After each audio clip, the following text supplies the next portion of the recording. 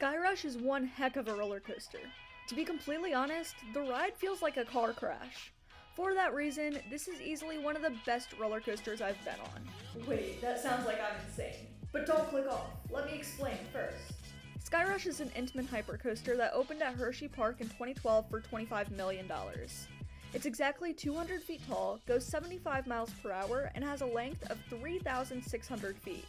So, very impressive stats to say the least. Now let's get into the layout.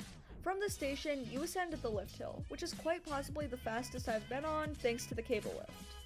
After that, you go into the best element on the entire ride for me, the first drop. You've probably heard things regarding this drop, like people saying that it feels like a car crash, like you're being ejected out of your seat on the drop, like there's a kink in it that somehow gives even more airtime than the first part of the drop. Well, if you're a GP, that sounds like an absolute nightmare, and if you're an enthusiast, that sounds way too good to be true.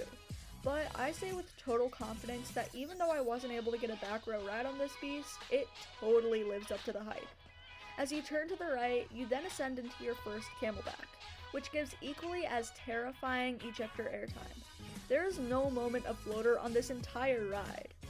You then go through a brief helix and rise into another camelback. By the way, most of this ride's layout is over a pond, so you feel like you could fall out of the ride at any given moment. Thankfully, the entire ride, along with every other roller coaster, is safe. The camelback gives insane airtime, and then you perform another swooping helix. Go through a cutback that actually surprised me, giving me some pretty good strong ejector. You then snap a couple more times, providing great laterals and an unforgettable experience. You then go through another powerful camelback, bank to the left, and rise into the brakes. Overall, this is a very repetitive ride, but that doesn't mean that it's not outstanding. The entire ride delivers in all categories. The speed, airtime, positives, and everything else about this ride are no less than insane.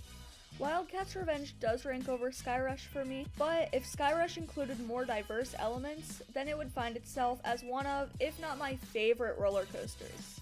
There is only one major issue with the ride, the length. It felt pretty short, but if it were longer, it could rank even higher for me. Now, it wouldn't be a Skyrush review without talking about the restraints. Don't be afraid to hit that block button. Let me get this straight.